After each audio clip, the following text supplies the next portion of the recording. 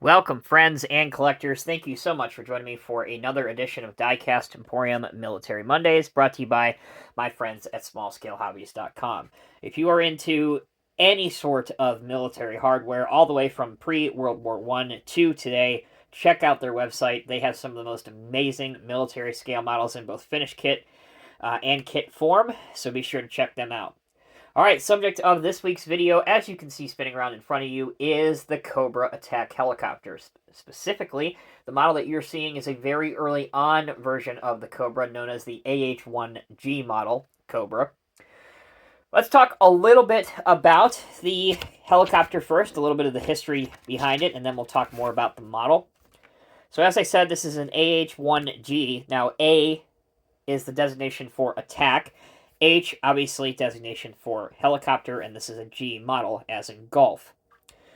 It's a member of the Huey family of helicopters. In fact, they are so similar that they share the engine, the transmission, and the rotary assembly between the two helicopters.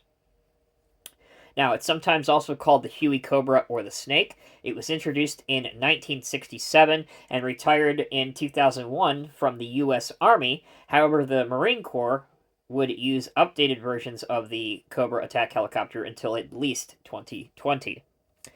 So, why did we need a designated attack helicopter? Well, it was developed as a response to the U.S. Army's requirement for immediate close air support in Vietnam. While the Huey helicopter, if I move this for just a second, while the Huey helicopter seen here, and you've seen this in a previous Diecast Emporium Military Mondays video, so if you want more info on this, click on the link right here.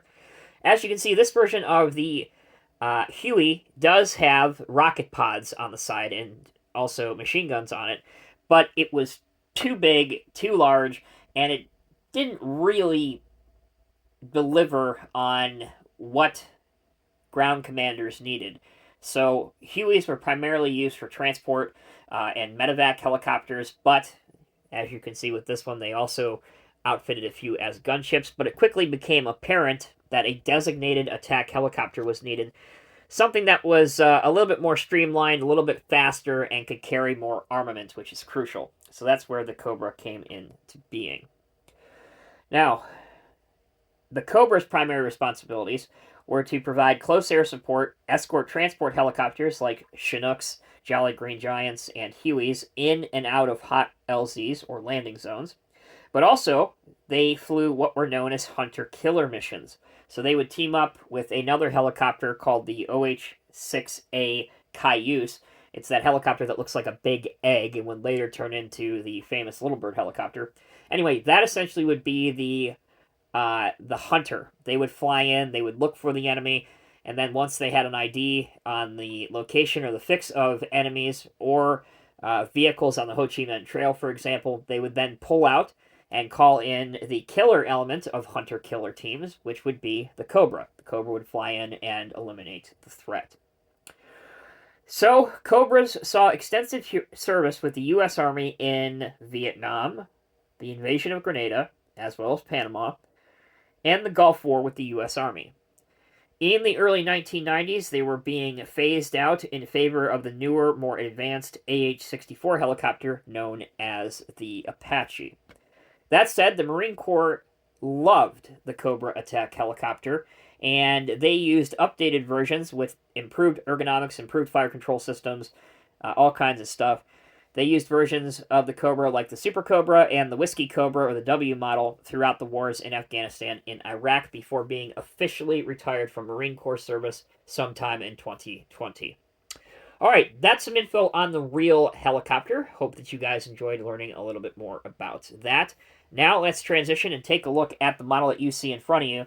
So I based this model off of, as I mentioned before, a AH-1G Cobra Attack Helicopter found in Vietnam. This is a very early model of the Cobra. The dead giveaway between the newer ones are the exhaust, the engine design, the rotor layout. But this one I wanted to do as a sample of a very, very early one that you would have seen in the late 60s in Southeast Asia. This is a Marine Corps version. You can make out the Marines decal there. And I also added the venomous snake nose art that you'd see on aircraft and some helicopters too, all those decals actually came with the kit. So let's transition now to the kit. Here's the box that it came in. On the top here, I know it's upside down, but you have Bell AH-1G Cobra. There's your item number 318. This is an old Herpa Roco MiniTanks kit that's been updated for the Herpa release. As for the instructional sheet, I'll share that with you very quickly, and then we'll end the video. It is a double-sided single sheet of paper. So over here, we have step-by-step instructions, features of the model, and then a paragraph here about the real Cobras. They also have a layout diagram here for decals. So this is for the U.S. Army version, this is for the U.S. Marine Corps version, and this is the decal sheet that comes with the model. Hopefully you guys can see that right there. So again, we'll zoom out here a little bit. There is the Marine version, and up top we have the U.S. Army version. Hope that's coming through. Okay, on the back, this is it for your instructions. Pretty simple. They are numbered in numerical order.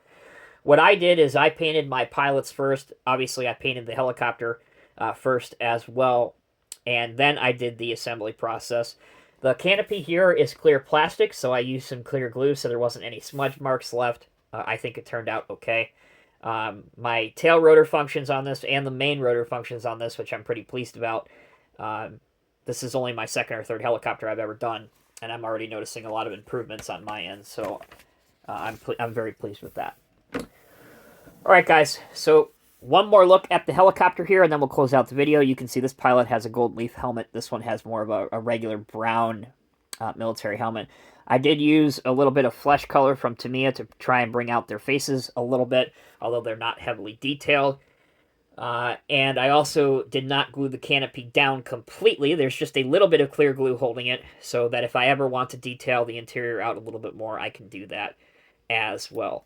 Last bit of functionality I wanted to put out is the front weapon system on here can move left or right or straight ahead, which is really, really cool to see. You can also see the rocket pods, and I believe underneath those are also, they're either bombs or they're air-to-air missiles for taking out MiG helicopters, taking out MiG planes that occasionally they did face in Vietnam. So lots of diversity. Really, really well done casting. I probably will highlight the tips of the rotors yellow, kind of like you see on this one in the back. You can see the tips of the rotors are highlighted in yellow. But who knows? I got a lot to get through. I got a lot of models to build, so this might stay the way it is. All right, that'll do it for this week's episode. Thank you all so very much for watching. I really appreciate it. Really hoping that Military Mondays continues to gain in popularity slowly but surely. And again, very pleased with this model build and the outcome of it.